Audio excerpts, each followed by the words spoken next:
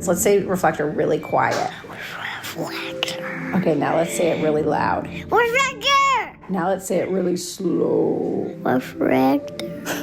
Now let's say it really fast. Reflector. Now let's say it really silly. Reflector.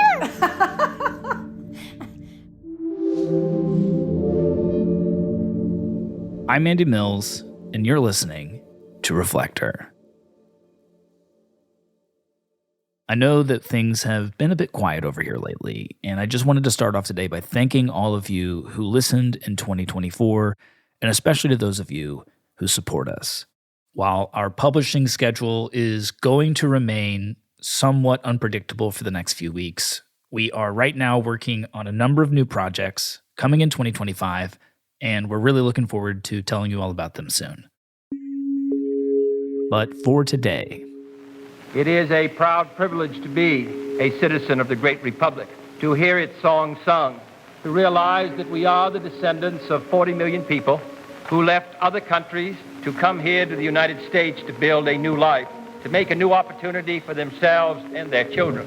how did the U.S. lose control of its immigration system? All Americans, not only in the states most heavily affected, but in every place in this country, are rightly disturbed by the large numbers of illegal aliens entering our country.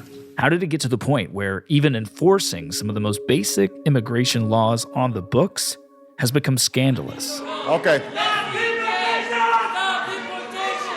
Thank you. All right. What I'd like to do...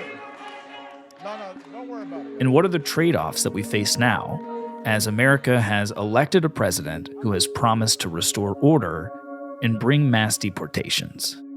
All this and more. Stay with us.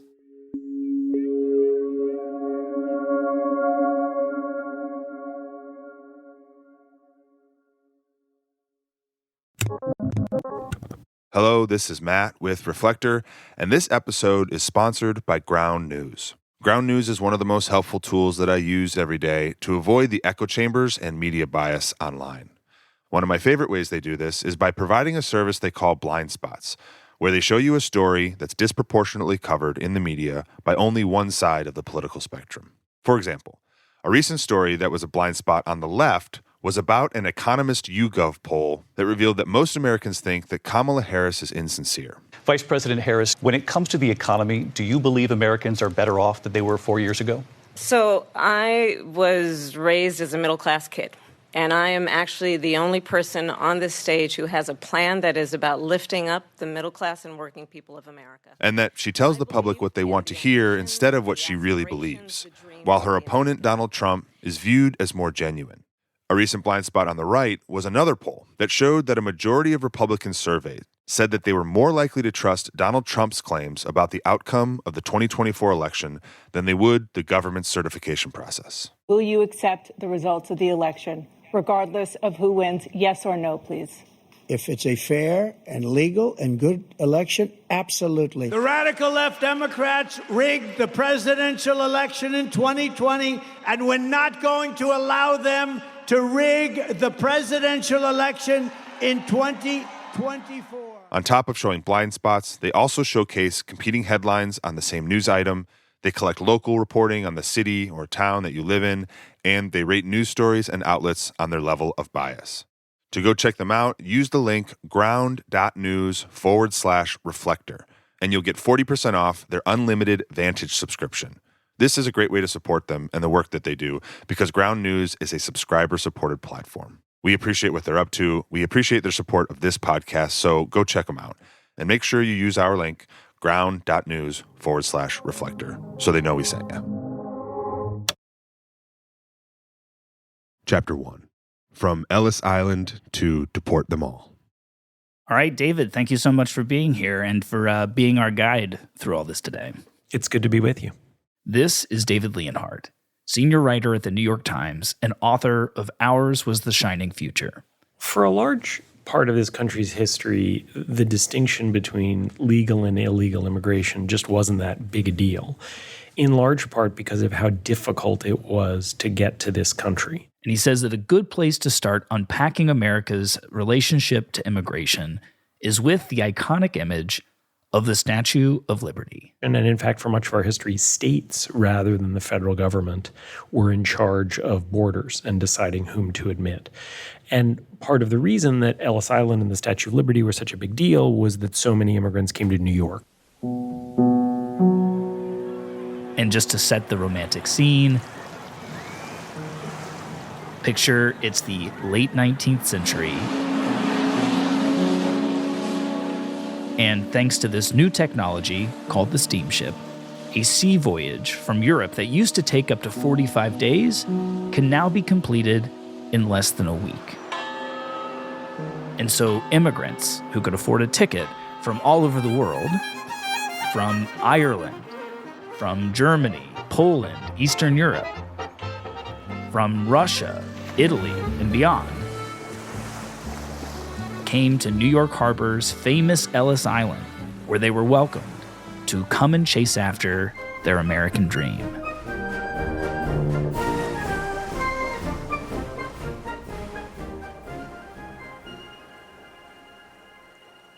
And if they had a high enough status ticket, they were basically just admitted automatically, because the idea was if you could afford a first or second class ticket, you weren't going to become a public charge. You weren't going to have to go on welfare. You wouldn't cost the country money. But if you were coming in steerage, they wanted to make sure that you were unlikely to bring in disease or need government support to survive.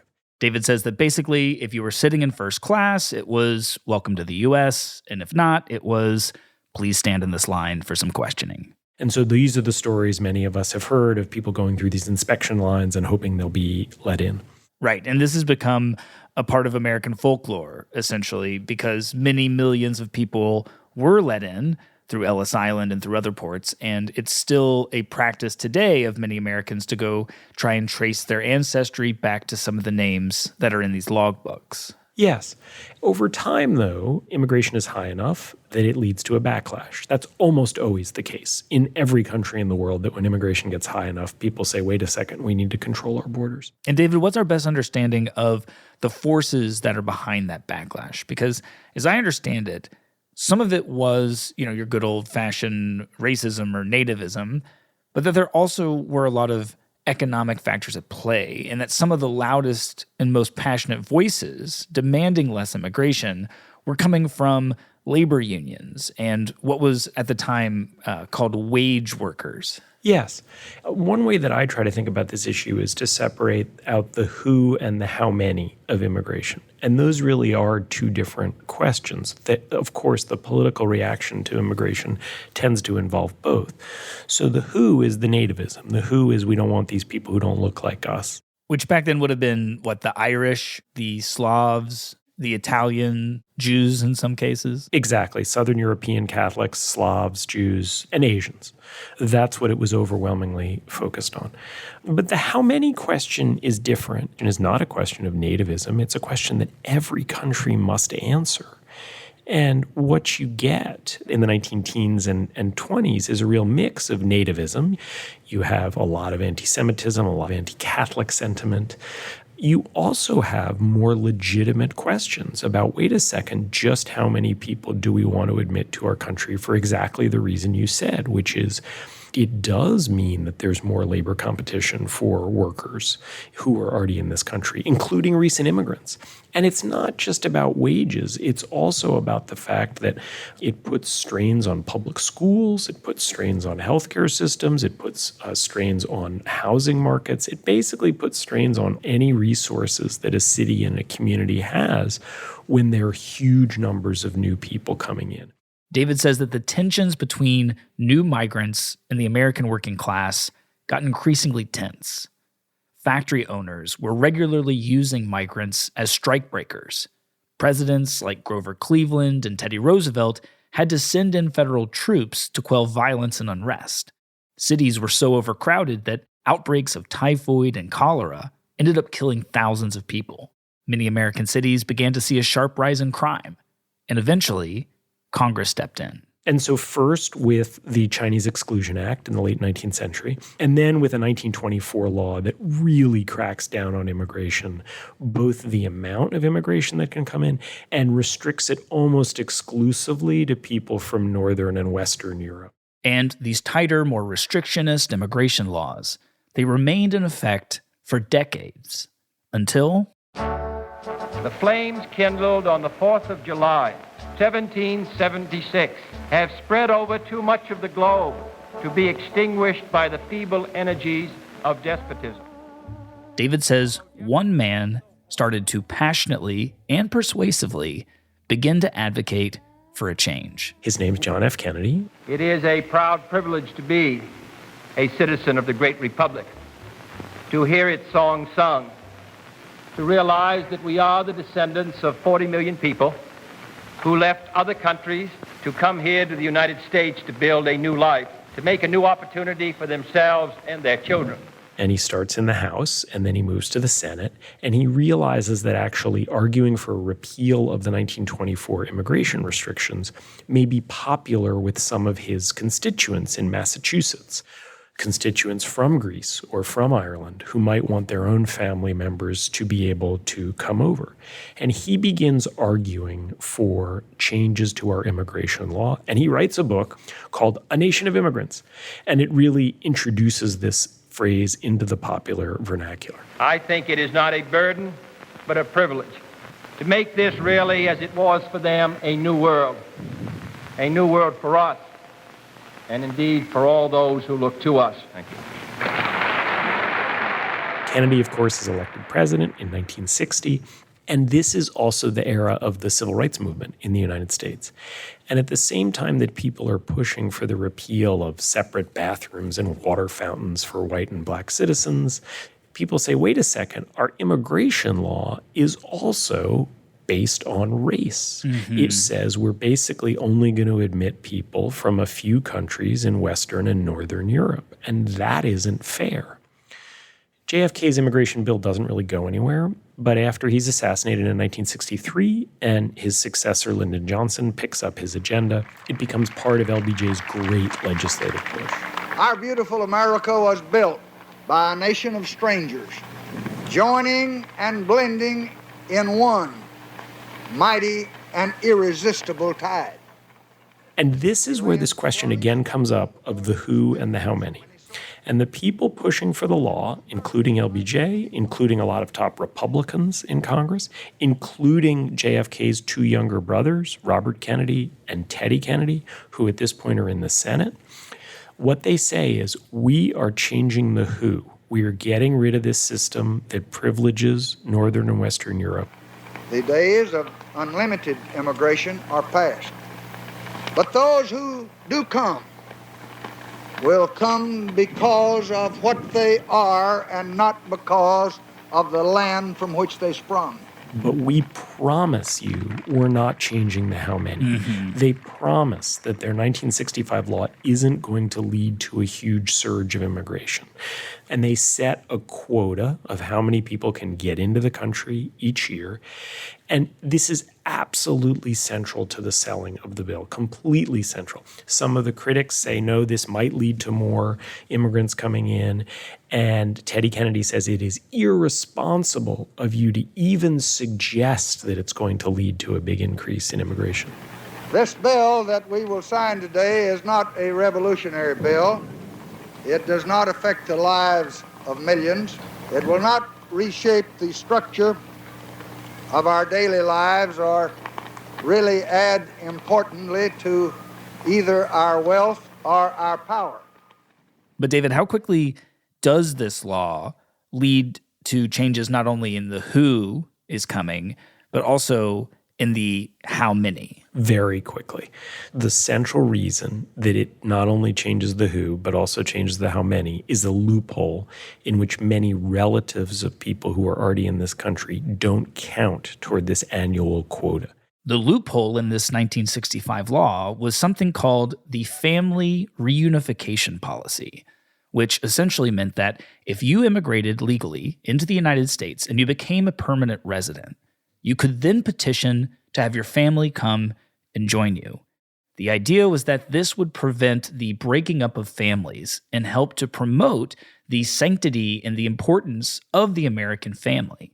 But for some reason, members of a migrant's family who came over to join them were exempt from the annual quotas, meaning that they didn't count towards the overall annual limit. So immigrants could bring spouses, they could bring children, bring their parents, even their siblings over, and all of that counted as just one immigrant in the quota system. And I think it's important to say that the critics of the law understood this was possible and brought it up in advance. And the advocates of the law dismissed these criticisms. And they say, no, it's not going to be a big deal.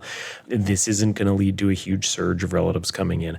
I found no evidence that the advocates of the law were lying, but they certainly were engaged in motivated reasoning and dismissing legitimate qualms about the bill. And this loophole in the law ended up leading to millions and then tens of millions of new migrants coming to live in the U.S. By the late 60s, you see stories in the press, in the New York Times, in the Washington Post, about how many people are coming to the country and specifically how many people are coming in through this loophole in which many family members don't count toward the annual quota. There was a story in the Washington Post about a man in Queens from Greece. Dozens of his family members had been able to come in through him. And legally, just so we're clear, they're coming in legally. They are coming in legally. They're not doing anything wrong. But I do think it's a failure of democracy. This bill was sold to the American people with a set of very clear promises that it would not do something, and it absolutely did that thing. Why, when this comes to light, isn't there quickly another bill that addresses this? Didn't immediately lead to a political backlash, in part because parts of the system seem to be going quite well. The economy is still quite strong in the roughly decade after the bill passes. And then if you think about the economic crisis that does follow in relatively short order in the mid-1970s, it's an inflation crisis, which just doesn't seem that connected to immigration. Mm-hmm. And so I think all along you kind of have a slow boil of people saying, wait a second, this isn't doing what it was supposed to do. But you don't really start to have a backlash to the immigration system until the 1980s, at which point two things have happened. One, this law has led to a very large increase in the number of immigrants coming to this country. And two, we start to have problems, real problems at our southern border with meaningful amounts of illegal immigration. It is early afternoon at the fence that separates Mexico from the United States near San Diego, and what some describe as a daily invasion is just beginning. This is an international border in the loosest sense of the term. It is porous. It's in the late 80s and early 90s that we start hearing rhetoric that is all too familiar to us today. Over 2,000 aliens are apprehended every single day in the Western region. If we don't gain control of these borders within the next 5 years, the America that we know today is not going to be the America of tomorrow. People started raising alarms about how our legal immigration system was strained and backlogged with years-long wait times, and that illegal migrants had started pouring over the border. It's like an invasion. There's no question about that. I don't liken it to a war as, we're not playing war games, but we're being invaded nonetheless. If we don't control these borders, we will be totally outnumbered by the third world poor and needy. This is when people both on the left and the right start really worrying about the ways that illegal migrants were driving down wages for American workers. That gets us to the immigration issue. If poverty is increasing and if wages are going down, I don't know why we need millions of people to be coming into this country who will work for lower wages than American workers and drive wages down even lower than they are right now. And the only way we're ever going to control this border is through a reform in our legislation and makes it illegal to hire these people. They're coming for jobs. And again, all of this led to a revival of tensions between some of the new immigrants and much of the working class. What the Commission is concerned about are the unskilled workers in our society, in an age in which unskilled workers have far too few opportunities open to them. And the Commission sees no justification to the continued entry of unskilled foreign workers unless the rationale for their admission otherwise serves a significant national interest, as does the admission of nuclear family members and refugees. By the time we get to the 90s, it seems quite clear that public opinion would have favored a really substantial crackdown, particularly on illegal immigration. And there's a federal commission. Bill Clinton appoints it. It's led by Barbara Jordan, a former congresswoman from Texas. And in fact, it does recommend a really meaningful crackdown on illegal immigration. And just to be clear, you're saying this is all being spearheaded by the Democrats? It's coming from the Clinton administration, but these ideas are bipartisan. So I would think of it less as a Democratic proposal and more as a bipartisan proposal. Bill Clinton initially embraces this. All Americans, not only in the states most heavily affected, but in every place in this country, are rightly disturbed by the large numbers of illegal aliens entering our country. The jobs they hold might otherwise be held by citizens or legal immigrants. The public service they use impose burdens on our taxpayers. In the budget I will present to you, we will try to do more to speed the deportation of illegal aliens who are arrested for crimes, to better identify illegal aliens in the workplace. But it then runs into bipartisan opposition. From the Republican side, you have a lot of corporate executives and corporate lobbyists who don't want to crack down on illegal immigration because it helps provide labor that helps hold down wages. And so you can imagine you're a company, you employ large numbers of workers, many of whom might be illegal, say in a poultry processing plant. If you had to lose those workers and go hire other workers, you would probably have to pay more. And then you also get a lot of criticism from the political left, from more of a justice standpoint, and particularly often from a diversity standpoint, as a humanitarian measure, as a way to reduce global inequality, as a way to support the diversification of the United States. Wow, so you're saying that these two groups, one on the left and one on the right, they held enough sway that even though this had been a bipartisan effort, the lawmakers ultimately decided to not act on these reforms. That's exactly right. And basically, these attempts to crack down on immigration don't become law. Wow. If only things had been different. Let's jump now to where things stand today, because according to the most recent numbers that I've seen out there, there are widely varying estimates trying to quantify how many people are here living in the country illegally. I see that Pew has done studies, and it says that it's probably around 12.5 million people who are living here unlawfully. I've seen some university studies saying that it could be more like 11 million. You've got other outlets saying actually that it's closer to maybe 20 million or even 25 million. Does that range sound about right to you? Yeah, I think it's somewhere north of 10 million and probably somewhere south of 20 million. And so that is just a massive increase, whether you go with the small number or the big number, over just the past few decades. And if we started off this conversation talking about immigrants who are coming in from Europe, from Asia, from Russia, and in the 1980s and 90s, you were saying that the migrants were largely coming from Mexico and Central America. Where are the illegal migrants coming from today? What's their profile? What do we know about them? So if you're just focusing on people here illegally, it does tend to be people who have much less education on average than the rest of the U.S. population. Legal immigrants include a lot of people with high levels of education, but immigrants here illegally tend to be skewed much more toward people who often haven't even graduated from high school, let alone college.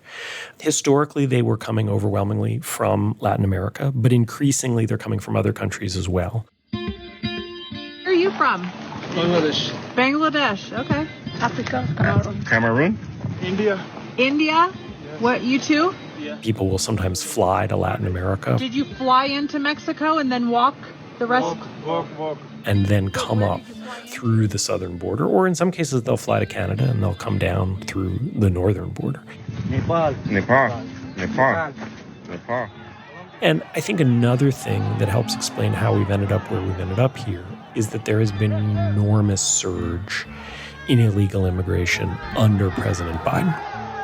Tonight, stunning images from Eagle Pass, Texas, where thousands of migrant men, women, and so many children now fill entire fields. The groups lining the Rio Grande all waiting for hours to be processed. and most likely to be released into the United States. Let's get to the crisis at the southern border now. And the staggering new record, more migrants crossed into the U.S. on Monday than any other day in history.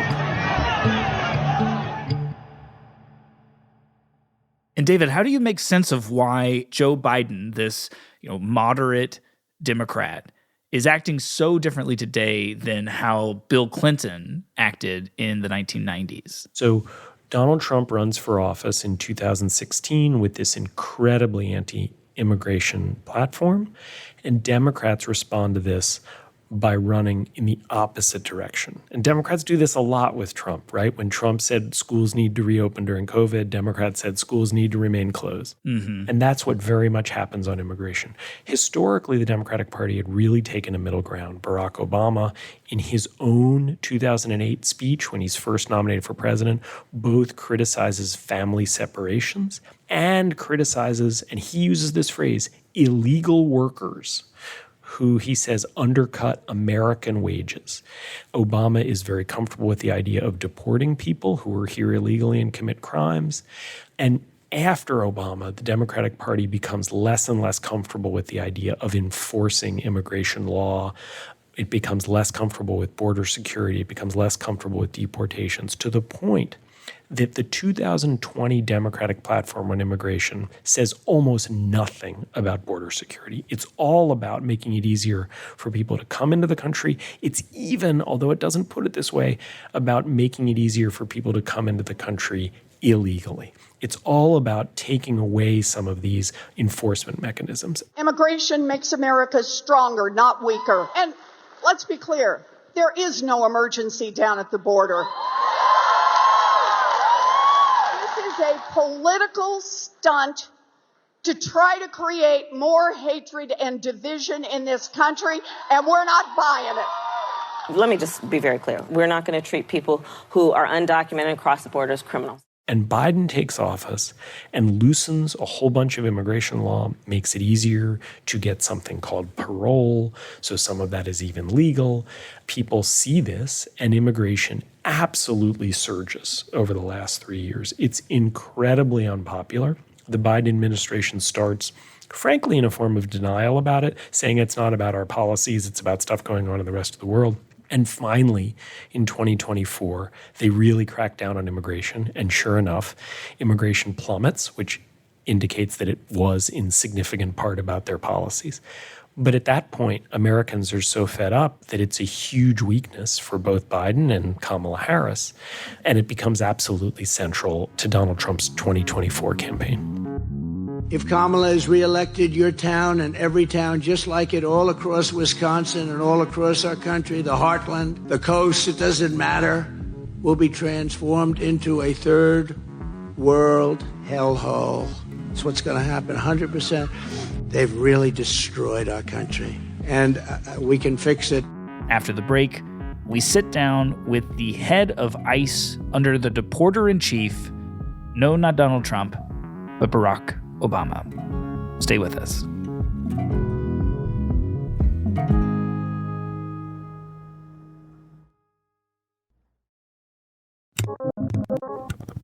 Hey listeners, if you listen to this show, then it's safe to say you like true stories. And so today, I'm here to recommend you check out the podcast Risk. Risk is a live show and weekly podcast where people tell true stories they never thought they'd dare to share in public. There's one about a guy who cooked and served his own leg to his friends as tacos. Another where a woman found out the person she was sharing kinky fantasies with online was actually her dad. Even if you think that you've heard it all, listening to Risk will truly surprise you. You can listen and follow Risk on the free Odyssey app or wherever you get your podcasts. Chapter 2, The Deporters.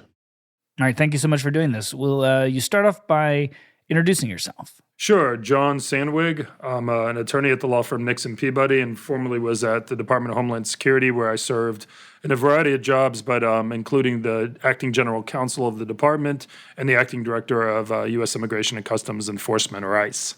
So, in short, you ran ICE. Yeah, I ran ICE. And before that, I basically was one of the most senior people in terms of designing the Obama immigration and border policies.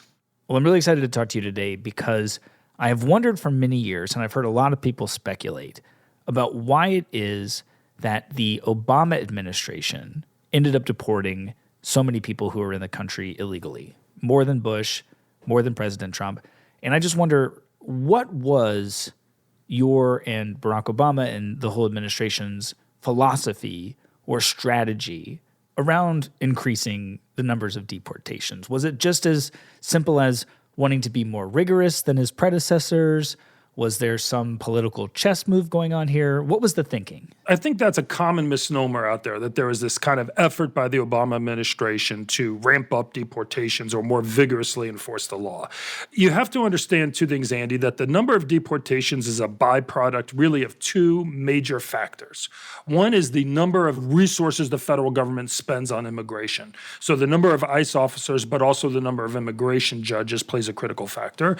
But the second piece of this is what's going on at the border, the southern border with Mexico. John says that Obama became this big deporter not because of any particular policy objective, but because of what was happening at the border at the time, and because under President Bush in 2006, Congress had appropriated a lot more money for immigration enforcement. Although ICE got the additional funds beginning in like 06, 07, it takes time you got to recruit agents. Once you recruit agents, you got to get them through background checks, make sure they're suitable and they pass the security checks, et cetera. You're saying that it just took a few years after the influx of this cash from Congress for that money to translate into significantly more resources for policing the border and for deporting people who are in the country illegally.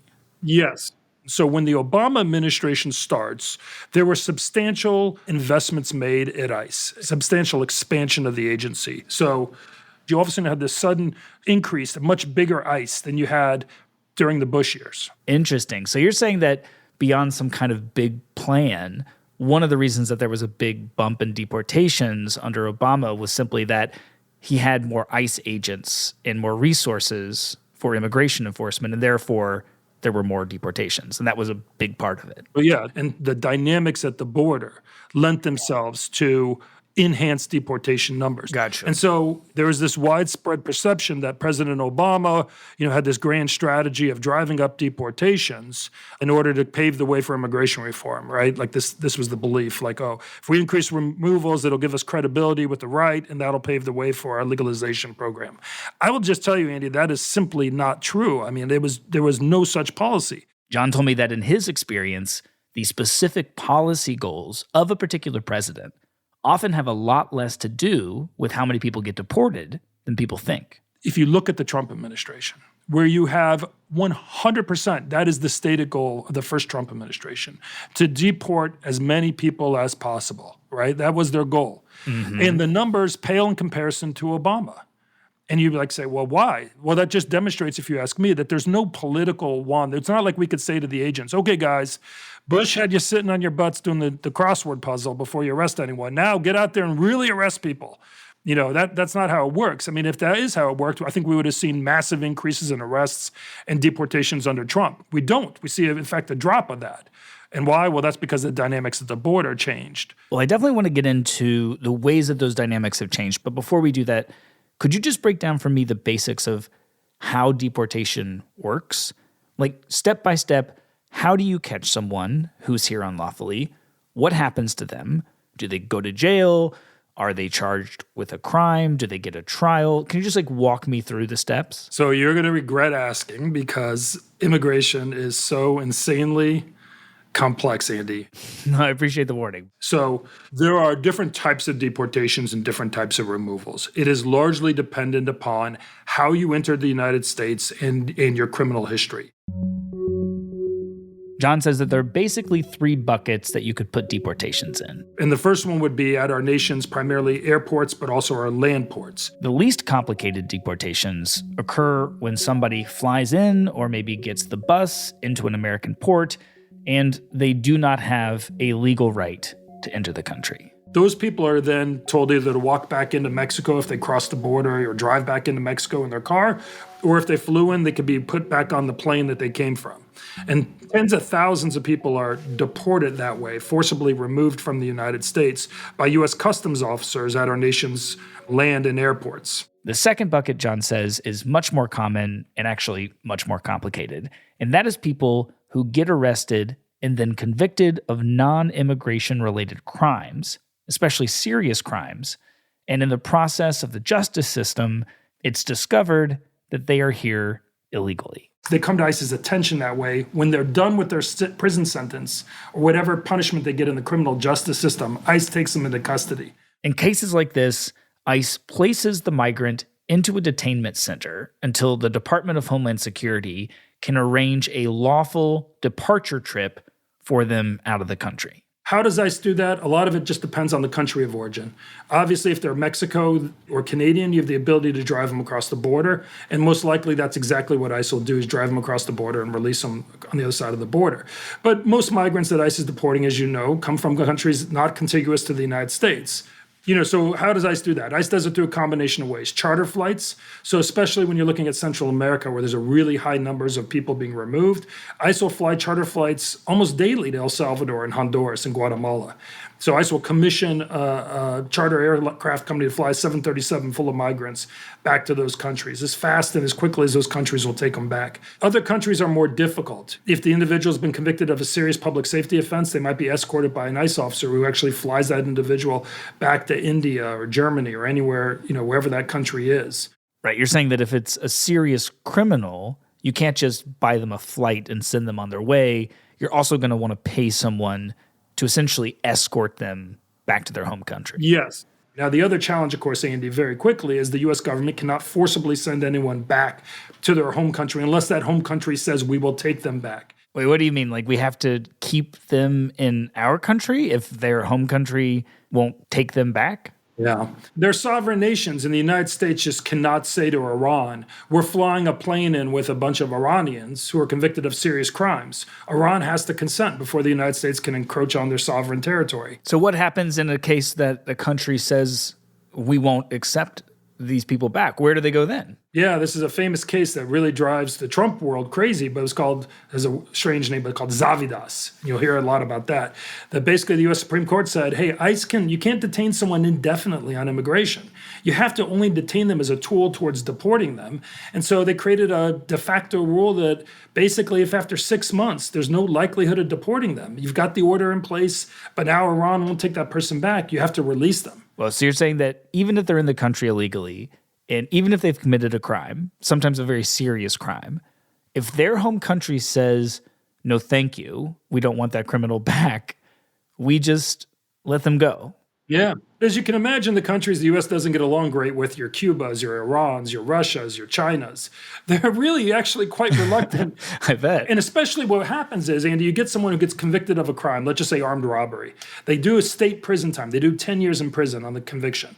They get released into ICE custody. ICE now takes them, gets a deportation order. We go to China and say, hey, this guy was convicted of armed robbery. We're sending him back. They say, well, no, you're not. Next thing you know, 6 months have gone by, and believe it or not, they're released out on the streets. They're free and walking around America. Even though they've been ordered deported, we can't send them to China because China won't take them back. So the strategy is essentially just to hope that they will not commit a crime like that again and essentially admit that they have beaten the system and they can now go and live the American dream. It's not so much a strategy, Andy, as it is just look, no one likes this. No, Democrats or Republicans, no one wants to release someone. There's no choice. We have no choice but to release them to comply with really the Constitution. These people were released by Trump. These people were released by Obama. They were released by Biden. It's just there's nothing you can do. However, as frustrating as everyone seems to find this situation, John says that the real issue that is currently making our immigration system so chaotic actually boils down to the U.S. Constitution and to the rights that Americans often pride ourselves on and how they play out at the border. Nobody can be deported from the United States, forced out of the country, forcibly returned to their home country, unless and until they have been issued a final order of removal. Right, this emanates back to the founding of the Constitution.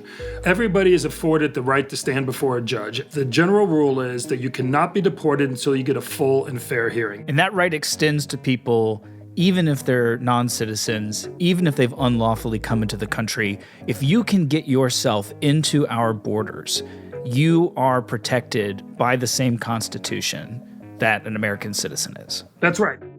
The problem has been we've never funded the immigration court system that provides a due process. And as a result, these massive backlogs have formed where the due process part of the system, the immigration courts, have been unable to keep up. John says that actually, back in the Clinton administration, when the backlog started to get so unsustainable, Congress did pass a law called expedited removal that did make it easier to deport some migrants without going before a judge. But the catch was they had to be caught right after they snuck into the country. The idea basically is that if you are apprehended within 100 miles of the U.S. border, a U.S. border, Mexico or Canada, and within 2 weeks of entry, that you are not entitled to see an immigration judge to present your defenses. Instead, the officer can administratively determine that you are deportable and that you provided he has a reasonable belief that you crossed that border within 2 weeks and you were apprehended within 100 miles of the border. This is getting so technical. You're saying, so if I am within 100 miles of the northern or southern border and I'm apprehended under the suspicion that I have entered the country illegally, the agent who has apprehended me can put that together based on their own judgment, and therefore I don't need to go into the backlogged court system. I can just, get driven 100 miles to the border and said, go? Well, it depends on where you're from, but yes. So again, John says that the whole reason the Obama administration was deporting millions of unlawful migrants was very basic. First off, because of the Bush-era Homeland Security budget boost, they just had more agents, so they had more resources to do the job. And on top of that, there was this massive uptick in Mexican migrants who were coming across the border. And because of the expedited removal policy, they could just deport them really quickly. What kind of response did you guys get at the Obama administration for these increases in deportations? But we faced a very vigorous response, as you can imagine, from advocacy groups and from, Democrat members of Congress. With almost 2 million deported so far, Barack Obama has deported more people than live in the entire state of Nebraska. No one has deported more people. A star, first place, goes to Barack Obama. A lot of frustration with the Obama administration. And most importantly, we will live up. Most importantly, we will live up. Most importantly, we will live up to our character as a nation. Okay. Thank you. All right. What I'd like to do. There was a lot of angst and a lot of frustration. President Barack Obama has detained more immigrants in jails, prisons, and detention facilities than any other president of the United States of America. The Deporter-in-Chief, Barack Obama. And how did you guys understand all of this anger and all this frustration that was coming at you and Obama during this time? So we were very vocal in the Obama administration about how we want to shift towards a public safety-based approach, focusing on people convicted of or charged with serious criminal offenses. Mass amnesty would be unfair. Mass deportation would be both impossible and contrary to our character. If you meet the criteria, you can come out of the shadows and get right with the law. If you're a criminal, you'll be deported. If you plan to enter the U.S. illegally, your chances of getting caught and sent back just went up. The actions I'm taking are not only lawful, they're the kinds of actions taken by every single Republican president and every single Democratic president for the past half century. But John also says that even though about 40% of people they were deporting were guilty of serious criminal offenses, sometimes people with low-level offenses were also being deported. And when advocates saw that in the data, they felt that it was unjust. The way we reported the data, and there are a variety of reasons for this, and it's not all my fault, Andy, but the way the data was reported certainly appeared that there were lots of people convicted of or charged with low-level offenses, loitering in public, driving without a license, offenses like that really don't have a nexus to public safety. They were the focus of Obama removals. And then I think just the spiking numbers, the numbers did climb up pretty significantly during Obama. And I think that triggered a lot of frustration and angst, especially in the advocacy community who saw Obama as a potential ally, right, who's going to kind of veer away from the quote-unquote mass deportation type approach. A surprising revelation from the Department of Homeland Security. We're now learning that this year the Obama administration deported the fewest number of illegal immigrants since 2006. Suddenly, starting in 2014 and going into 2015, these big record-setting deportation numbers from Obama began to dramatically drop.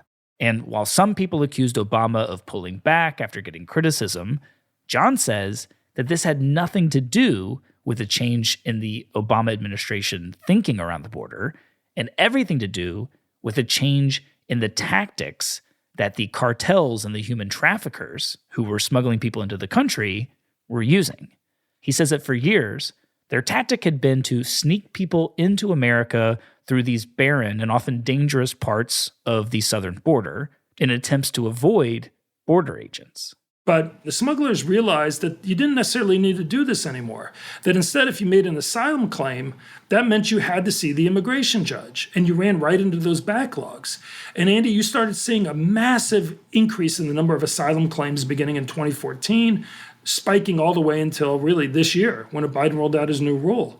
And so all of a sudden the migrants changed their tactics. Instead of sneaking through the Arizona desert in the middle of the night trying to evade the Border Patrol agents, they just started walking across en masse. And all those images we see on TV, on Fox likes to broadcast them, of people walking through a hole in the wall or in the in the border wall. Oh, yeah. And then just kind of wandering up. They're all just surrendering to Border Patrol. They're not trying to get away. The Border Patrol is so overwhelmed they have to build camps to where they process the individuals. And then each individual is making an asylum claim. And they knew that by virtue of making an asylum claim, because now you've triggered the due process protections. We can't deport you if we think you're going to be persecuted. You've now said, I have a fear of being returned. You have to see the judge. The courts are backlogged.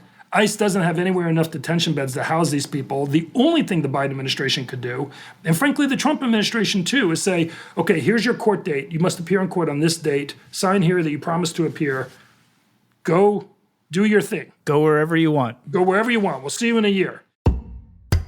The surge of children at the U.S. southern border is now both a political and a humanitarian crisis. The U.S. Border Patrol reports a 92% spike in children flowing across the Mexican border, many without their parents. The Texas Attorney General is asking the U.S. Department of Homeland Security for immediate help, $30 million in resources, to be exact.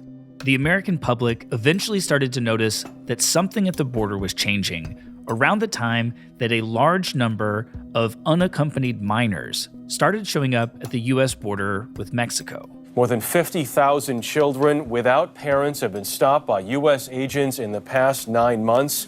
For now, they're being housed in overflow shelters. But soon, this extended to adults, especially young men. And suddenly, border guards were finding 50,000, 100,000, 200,000 or more migrants coming to the border and declaring asylum. ICE is funded only for 40,000 detention beds. So that's simple math. You can't detain 200,000 people if you only have 40,000 beds.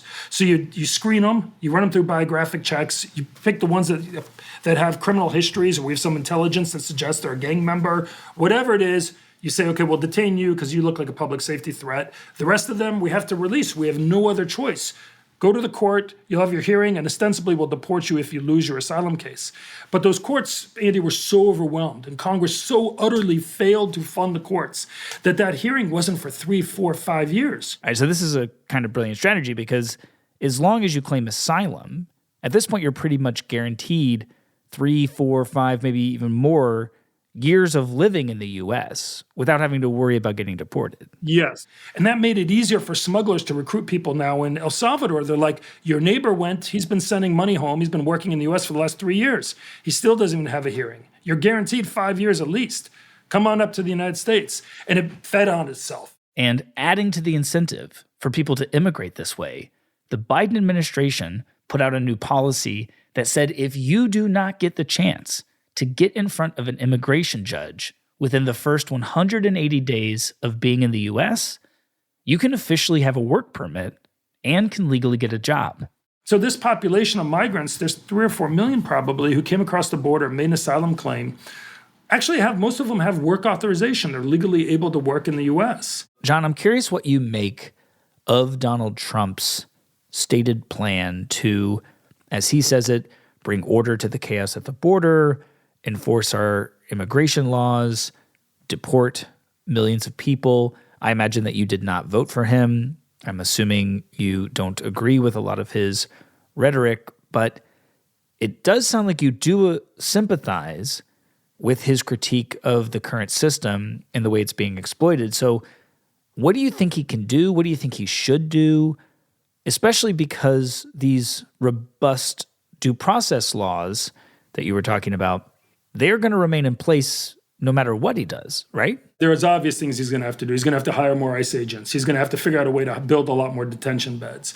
But you are 100% right, Andy. He's going to have to figure out a way to eviscerate due process. He's going to have to eviscerate due process. There's not possible otherwise to deport the kind of people he's talking about.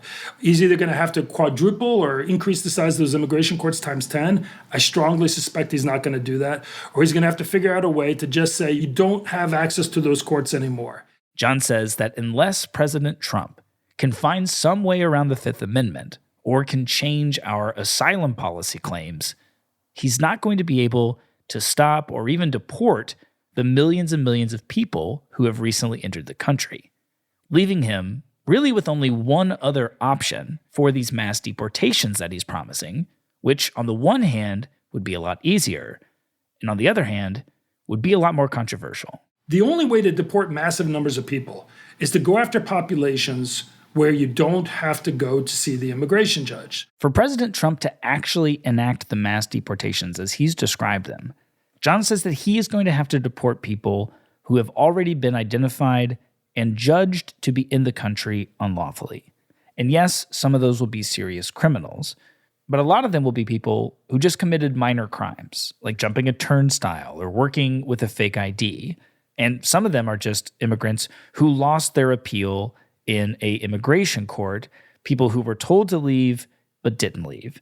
And these are people who ICE has not seen as a high priority, and historically, they've just turned their head the other way and allowed them to live in peace. If I'm Trump, and unfortunately I think this is the temptation that we all need to be aware of, and I say I need to increase deportations quickly, that is the soft spot of the immigration system. They're easy to find. The gang members, Andy, the ones that he's talking about, they're really dangerous. There are dangerous dudes in this country, and I should be focused on getting them.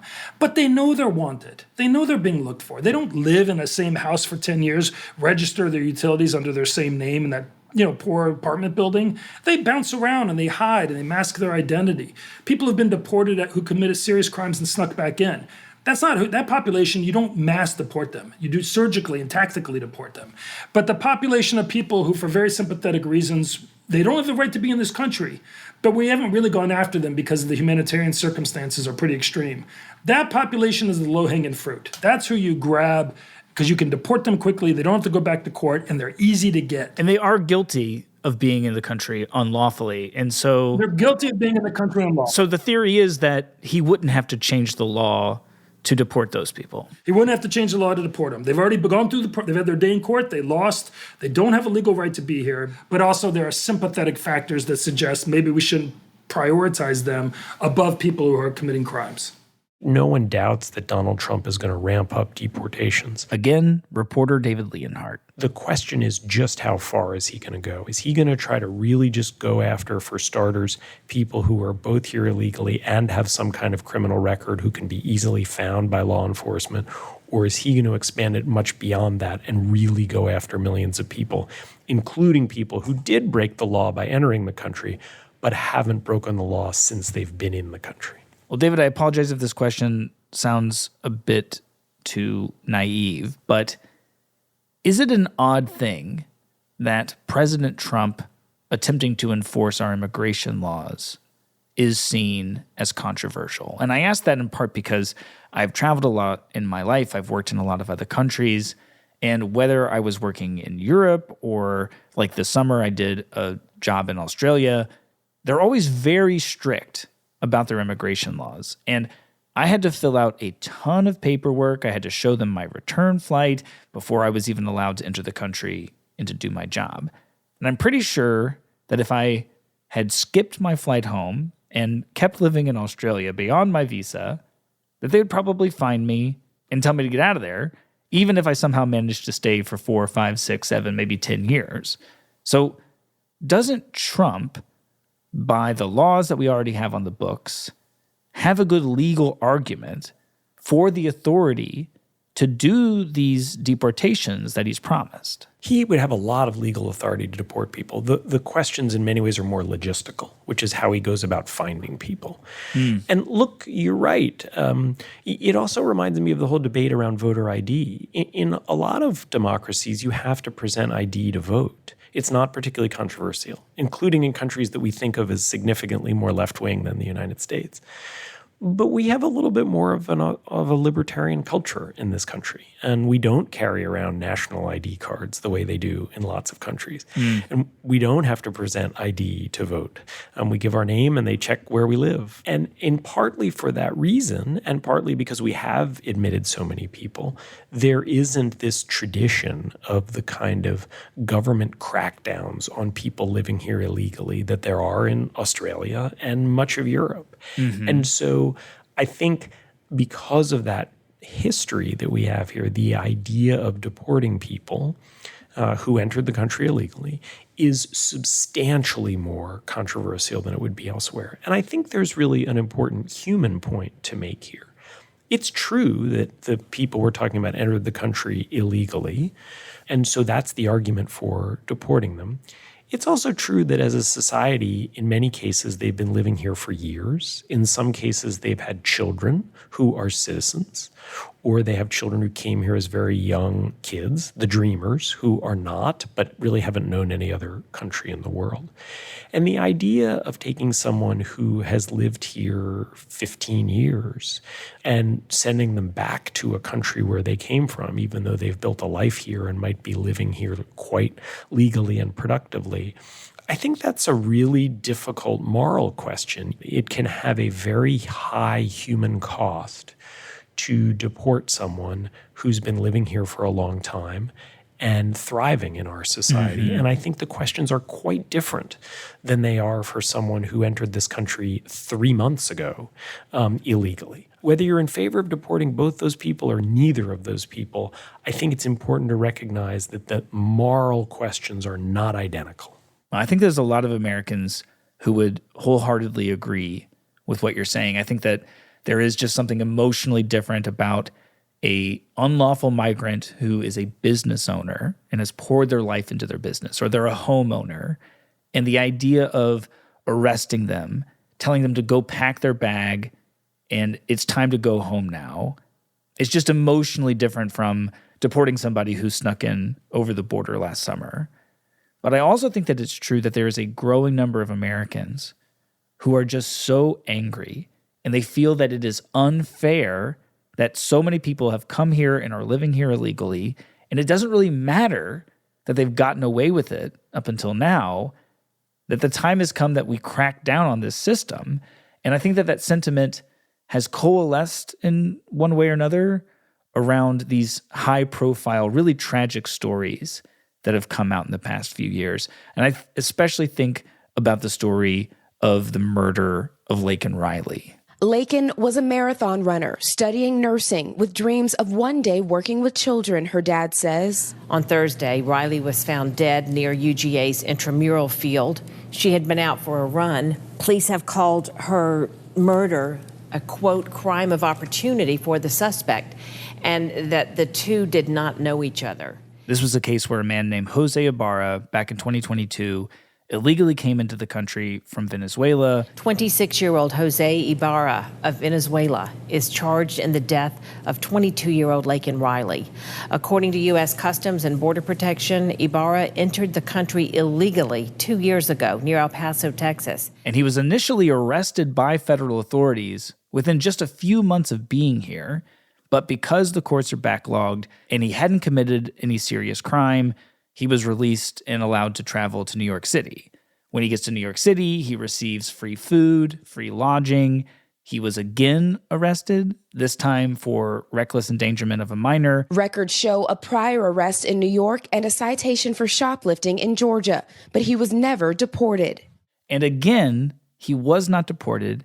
He was released, and he even received a free flight to Georgia, where he eventually brutally murdered this 22-year-old college student, Laken Riley, when she was just out one morning for a jog. Prosecutors say Ibarra approached her while wearing a black hooded sweatshirt, a black hat, kitchen gloves. He allegedly blocked her path as she tried to call 911 and then proceeded to attack her. Lakin apparently fought back, scratching her alleged attacker's arms and neck as she struggled to escape. Ibarra allegedly tried to pull Lakin's shirt over her neck in an attempt to rape her before strangling her and hitting her head multiple times with a rock. Her body was later found along a wooded trail on the university campus. And the story is obviously tragic. It's heartbreaking. But for many Americans, it is also infuriating. And I hear them in my reporting saying that it's bad enough that we have this chaotic border. But the fact that we're also using taxpayer money to pay for the food and the lodging and the flights of somebody who should never have been allowed to be here in the first place, somebody who ends up murdering a young American girl, is just maddening. And I wonder, David, how do you understand stories like this? How do you understand this particular murder and what it's come to represent in this debate about our immigration system and just where it says we are at this point in time? It's just a horrible story. It's tragic. It's understandably maddening to many people. I want to start with one caveat that I think is really important, and then we'll come back to the main story. Donald Trump and J.D. Vance have said a lot of untrue things about immigrants committing crime. And as a whole, immigrants have a lower crime rate, commit crime at a lower rate than native-born Americans. There are a whole set of reasons why that's the case, but it is the case. The data is quite clear that immigrants commit crime at lower rates. Now, having said that, it doesn't change the fact that someone who is here illegally and got caught in the system multiple times was nonetheless freed and enabled to go commit a horrific crime that took a young woman's life, despite being here illegally and doing that. And I think the case highlights this notion that when people feel that something is unfair and unjust, it leads to a level of anger that just is of a different level. And this clearly feels, if all the facts are right, is unfair. This person should have been ejected from this country before he could have committed this crime. It does highlight the fact that we have an immigration system that in major ways is broken. That despite the fact someone can enter this country illegally and then commit crimes, can be free to go commit more crimes and can receive benefits, as you talked about. And so I think those are the kinds of things where clearly most Americans would say our laws must have meaning. We shouldn't allow large numbers of people to enter the country illegally. There should be consequences. I think most people would say that in a well-functioning immigration system, we would take steps to get illegal immigration down to very, very low levels. I think there's some people on the right who like illegal immigration because it holds wages down, and there are some people on the left who genuinely believe in something like open borders. But most Americans would say we should get illegal immigration down really low, and that's why things like Donald Trump's proposed wall, which is a subject of derision on the left, is actually quite popular. It's also why many Americans support the idea of deportation. The two questions that are going to come up now that Trump has been elected and can try to enforce his policy are logistics, just literally how is he going to go after so many people, and how much pushback will there be from local governments and from activists and from lawyers. And then the second question is, how does the administration and how does public opinion draw the line between people who have been here a short time and people who've been here a long time? One of the arguments that I hear, both from people on the right and the left, against the idea of deporting all or a massive amount of the people in the country illegally, is that it's just going to be really expensive, that it's not a good use of our money. And on top of that, it's going to really hurt the economy. Help me understand, how real is that argument?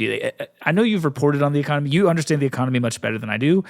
What would the costs be, both in terms of the expense of removing a lot of people who are here illegally and losing them in their work as a part of the American workforce?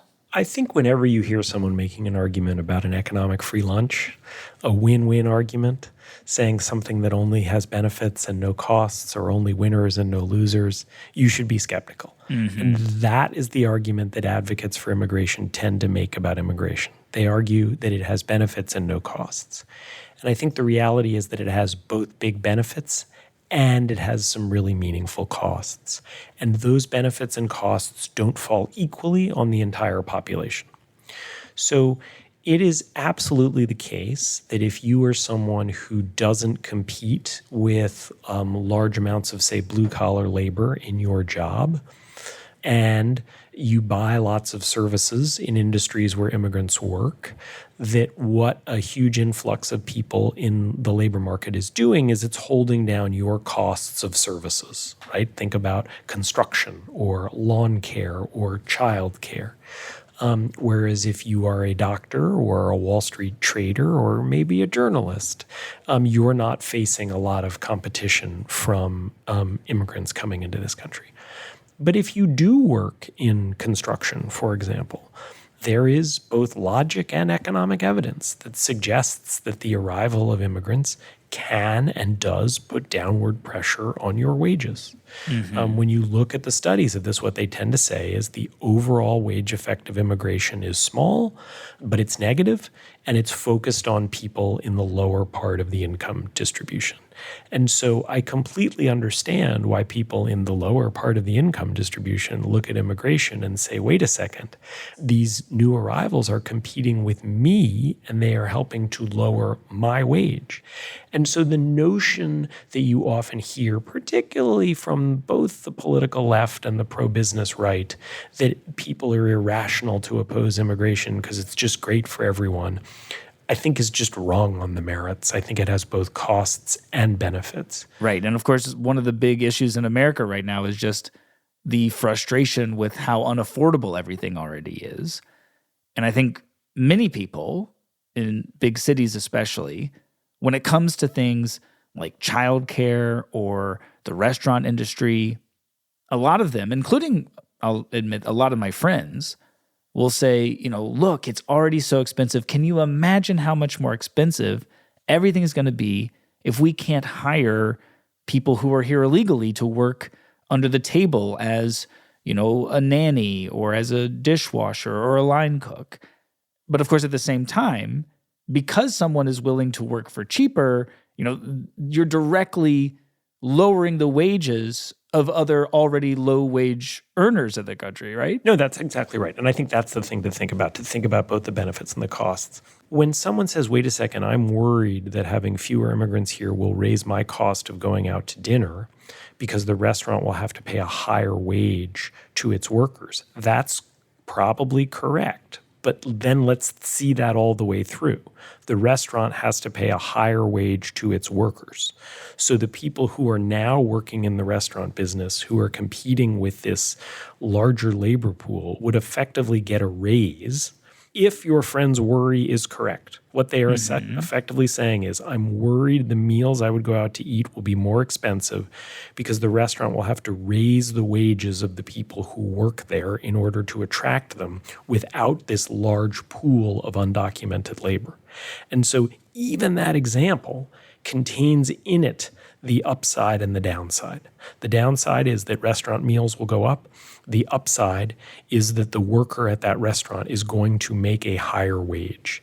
And I think that can help people understand why it is often that relatively high-income people tend to like higher immigration and relatively modest-income people tend to like lower immigration. No, it's almost as simple as saying, who's going to be buying the $300 plate of fancy food and who is going to be washing that plate, right? Yes. And look, it is the case that over time, immigrants make enormous contributions to society on average, and they can expand the entire size of the economic pie. And that's what immigration advocates tend to argue. And I think they're right to argue that. But that doesn't mean that it's in everyone's interest. And I think one of the worst things that immigration advocates have done is they've talked down to the American working class. You've seen the same thing on trade, where they've said, no, you people don't understand. More global trade and more immigration is good for everyone. And, that's not really true. What's more true than that is that this huge era of high trade and high immigration has been really good for a lot of relatively affluent people in affluent countries. And it's been quite good for the residents of poor countries, global trade and immigration. It hasn't been so good for the lower income people in affluent countries. And I think that is why we see such an enormous backlash to immigration and to trade in nearly every rich country in the world. We see it in Europe. We even see some parts of it in Canada, which was long famous for being kind of pro-globalization. And now, of course, we see it in the United States, and we see it across races in the United States. And Donald Trump has now been elected president for a second time, in significant part because of that backlash. Well, David, just to wrap things up, in your book, Ours Was a Shining Future, which I really loved and I recommend everyone read, I think that you do a very persuasive job of weaving together this story of how the American dream came to be and how it has started to fade in recent decades. And I just wondered, to end with, could you maybe help us understand where migration fits both into its centrality in the American dream, which, includes the Statue of Liberty and its promise to give us the tired and the weak and the homeless, and also the tension that it has always had with the working class, especially as in recent decades, the American working class is feeling excluded from the American dream, that they're no longer seeing generation after generation more and more prosperity. They're starting to see stagnation. In many cases, they're seeing that the next generation is failing to reach the heights of the previous generation. So in this moment that we're in, and with the question of migration and the debate about deportation floating around, where do you see this tension of our identity as the country of the American dream and our struggle right now to make the American dream possible? The idea that we're a nation of immigrants is central to our national story. It's really one of the best things about the United States. Most of us can tell a family story that involves immigration. I certainly can. And I think it is really important for the United States to remain a beacon and to say that we will take the tired and poor from parts of the world. We also have to be honest. We can't take all the tired and poor from the world. We can't take any large fraction of the number of people in the world who would like to live in the United States. We just can't. We have to make decisions about that. And I think one of the biggest mistakes of the Democratic Party, which historically has been the party that has really defined itself as the party that makes sure that people from humble backgrounds can achieve the American dream. The Democratic Party is the party of the New Deal. It's the party of Medicare. It's the party of minimum wages. It's the party of immigration reform in the 1960s. The Democratic Party in recent years has been really dismissive of people's concerns, first about trade, and Republicans were dismissive of that too, and then about immigration. And it's told people, no, if you're worried about the level of immigration, you just don't understand how great immigration is. Or if you're worried about the level of immigration, you're racist. Mm-hmm. And yes, a lot of anti-immigration sentiment has racism in it, but a lot of it doesn't. And that's why you've seen so many Latino voters in South Texas turn away from the Democratic Party. It's why you've seen a growing share of black voters turn away from the Democratic Party. It is reasonable for Americans of more humble backgrounds to say, we want less immigration, we want control over our immigration system. And the Democratic Party has largely dismissed those concerns until about the last year. I'm curious to see whether that changes now that Donald Trump is taking office again. And I would end on this note. An immigration system that is less chaotic and more based on the rule of law is good for immigrants as well. This is something Barbara Jordan, who Bill Clinton appointed to lead his immigration commission, understood.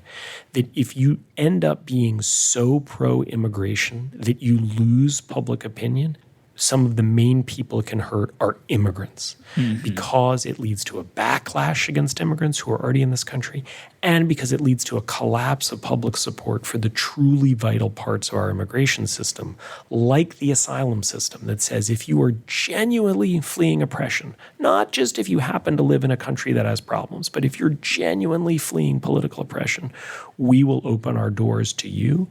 And the only way to get to a system that Americans feel comfortable with is one in which people feel like the law actually means something.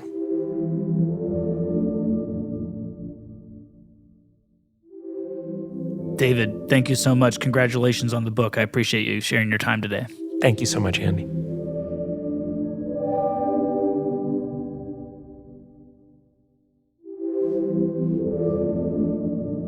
This episode was produced by Andy Mills and me, Matt Bull. A special thanks to David Lienhart and John Sandwig. And thank you for listening. One last thing before we go. If you are a reporter or an editor or a producer who likes what we are trying to do on the show here, this year we are looking to expand. Please reach out to us with your past work and let us know how you think that we, in the media, can earn back the public's trust. You can reach us at hello@reflector.show. We'll be back soon with more stories.